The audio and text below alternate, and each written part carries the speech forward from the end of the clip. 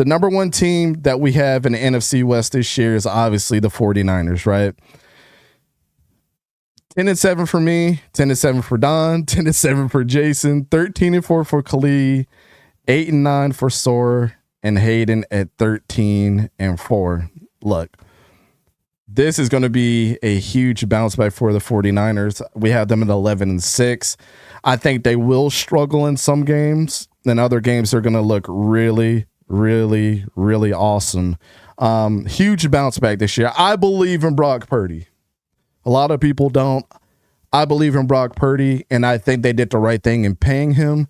And I think having a guy like Curtis Rourke in there running in that quarterback room, that he's going to be really, really good. And those quarterbacks are going to help him take another step up. They need Christian McCaffrey to stay healthy, though, right?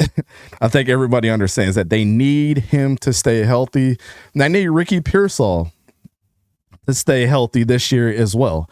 I think Ricky Pearsall is, and not just because we interviewed him, not because we sat there and shook this guy's hand. I'm a Florida State fan. I give credit where credit is due. That boy's a baller. We watched him since Arizona State. Y'all tend to forget who he played with at Arizona State. He played with Jaden Daniels. He's coming back over, to the West Coast, and he's been there for a year. When we're talking about, so we shall see. 6-11 was their record last year, but we have to look at all the injuries they had last year. Brandon Ayuk, Christian McCaffrey, Trent Williams is injured for some time. Nick Bosa wasn't the healthiest. Dre Greenlaw, Talanoa Hufanga, Jordan Mason got hurt. Mitch Wishnowsky. Special teamers need love too. These guys were all injured, and that had a lot to do why they didn't have the success that they had. The 49ers led the league in yards per attempt and passer rating and QBR in 2023. So they hope to see that increase back as well. And Torque, we're going to get into 𝗕𝘂𝘀𝗀𝘀 here in a little bit. But I think with Brandon Ayuk and Jawan Taylor and also 𝗕𝘂𝘀𝘀𝗀𝘀, like you said, those three guys, to me, can take a step up for this team. And George Kittle just got paid really, really well as well. He's going to be a 49er for life. Rely on your tight end. And I think your tight end for Brock Purdy is what's going to make him the most successful. Obviously, losing Javon Hargrave, I hate that for their defense, but I think their defense is still going to be all right. I think Fred Warner and Nick Bosa are going to help everybody step up on that team, right? And losing Hufanga and Dre Greenlaw to the Broncos sucks.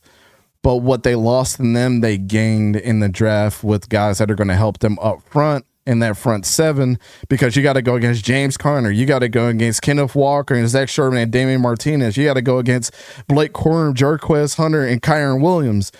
And how can you stop them a little bit more? You go and draft Mykel Williams, who we weren't super high on, but we understand the talent of any Georgia player that comes out. You go and get CJ West from Indiana, who we loved. You go and get Alfred Collins, probably the best run-stopping defensive tackle in college football last year. Their defensive front, paired up with what they're going to have with Fred Warner, still is going to feed families. And I understand that they lost Drake Greenlaw, but look, I think that Tate Bethune is going to take a step up that people aren't expecting this year for him. And offensively, you beat me right to it, Dane. I think Isaac Guerendo is going to give them a spark of life that, and Jordan James that they need to help keep Christian McCaffrey healthy. So their offensive line is going to be fine. Brock Purdy is going to be fine. I think once they figure out this contract stuff with their wide receiving core, they're going to be fine. The one thing that's missing here is Malik Mustafa is out for the season. I believe he is injured. It's crazy. You guys keep mentioning people that I keep talking about. Let me see if that's still the case. Malik Mustafa, I believe he hurt himself in camp around the springtime. Oh, no, he's going to be out for a season. He's going to be out for a significant amount of time, but he should be back a couple weeks into the season. So they're going to be they're going to be out, without him. But I love Malik Mustafa. He showed a lot last year, and for all intents and purposes, the 49ers are going to be a great team once again. So that is our NFC West kind of roundup. People might disagree, people might agree, but this is just how we all see it when it comes down to it. And we were all over the place with this as far as a group, but hey, this is what the records are for the AFC West.